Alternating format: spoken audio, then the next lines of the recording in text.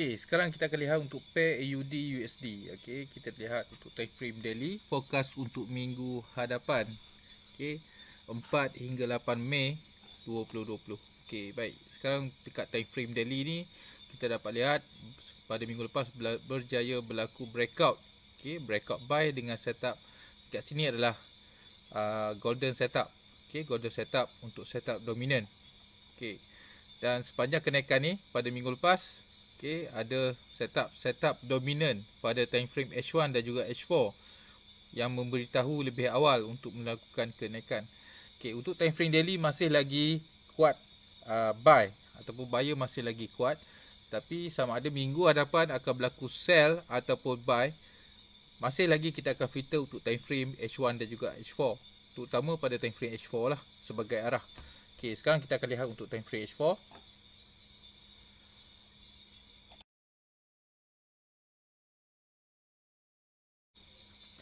Okey, dekat sini kita dapat lihat pada time frame H4, okey, berlaku kenaikan bermula pada minggu lepas adalah di sini. Okey. Satu zone candlestick dominant dekat sini.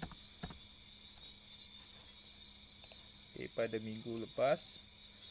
Okey, sebelum berlaku breakout pada time frame daily, okey, berlaku setup golden setup dominant.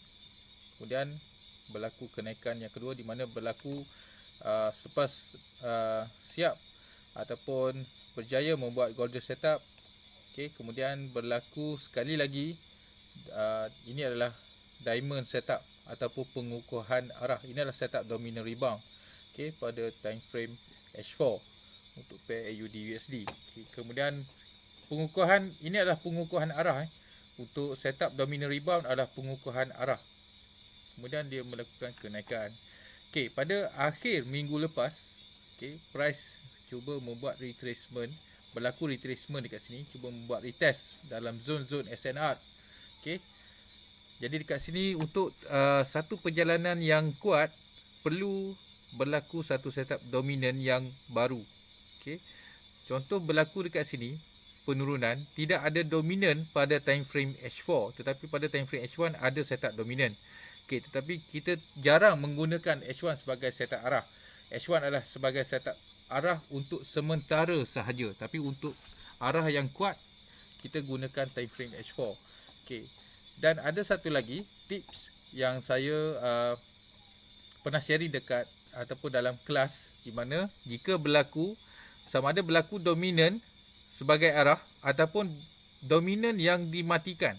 Okey, contoh dekat sini ada satu zone dominant. Ini adalah dominant buy. Okey, inilah zone dominant, berlaku breakout buy, iaitu arah untuk sambung perjalanan naik. Kemudian price membuat penurunan ataupun membuat retest, kemudian mematikan zone dominant buy. Okey, mematikan zone dominant buy dekat sini. Jadi dia tidak ada lagi setup buy yang valid ataupun buyer sangat-sangat lemah dan seller kembali mendominasi pasaran, okey, pada ketika ini. Kemudian terus masih lagi teruskan perjalanan ke bawah untuk membuat retest. Okey. Jadi dekat sini untuk minggu hadapan kita akan tunggu dominant yang baru pada time frame H4, okey, sebagai arah yang strong. Okey, jika berlaku setup dominant, contoh katakan ini adalah zone dominant.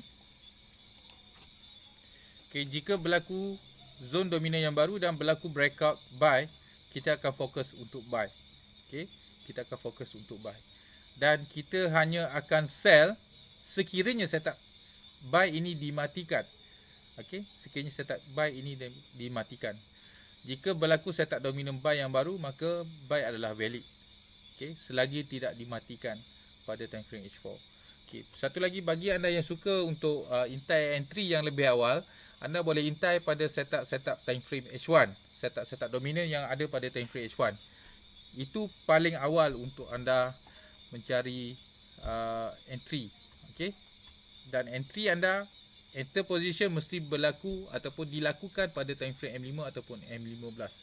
Okey, H1 adalah digunakan sebagai setup arah sementara. Okey, sementara tunggu H4 berlaku breakout. Okey, inilah contoh berlaku setup buy, maka kita akan fokus buy. Sehinggalah selagi setup buy ini masih lagi valid, kita akan fokus buy. Sell hanya akan valid jika setup buy ini dimatikan. Okey, ataupun pilihan yang kedua, okey, jika berlaku setup dominant breakout sell, maka kita akan fokus untuk sell. Okey, jadi untuk time frame H1 boleh tak nak intai sell dulu pada minggu hadapan? Boleh, selagi tidak ada setup dominant buy ataupun sell yang baru, anda boleh intai pada setup time frame H1. Okey, intai pada setup time frame H1, itu setup sell untuk follow trend semasa. Okey, tapi untuk pengukuhan ataupun untuk arah yang kukuh, anda mesti tunggu berlaku setup yang baru pada time frame H4. Okey, ini contoh pilihan yang kedua. Jika berlaku dominant breakout sell, maka kita akan fokus sell.